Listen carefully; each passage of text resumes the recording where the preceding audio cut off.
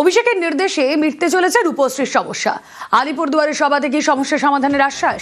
রূপশ্রীর টাকা নিয়ে দুই তরুণীকে আশ্বাস অভিষেকের। সভার পরেই অভিষেকের নির্দেশে বাড়িতে বিধায়ক, চা শ্রমিকের বাড়িতে গিয়ে নথি সংগ্রহ বিধায়কের। দ্রুত রূপশ্রীর টাকা দেওয়ার আশ্বাস।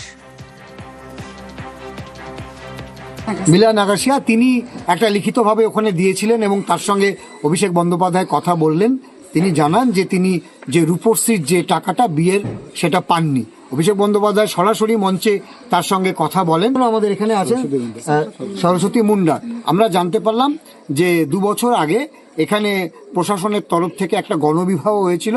সেই গণবিবাহতে তাদের বিবাহ হয় এবং পরবর্তীকালে তাদের যে রূপশ্রীর প্রকল্পের যে কাগজপত্রের যে বিষয় ছিল সেটা ঠিক মতন হয়েছিল না।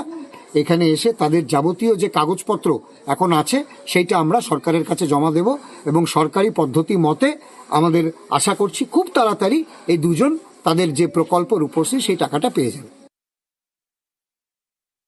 रहे पैसा नहीं पाए रही 2 बच्चा रह गए रहे शादी कर नहीं पाए रहे पैसा हले खान विषय बंधोपाध्याय आए रहे हले खान जानाली हले खान देवे कर थी कही रहे देवे कर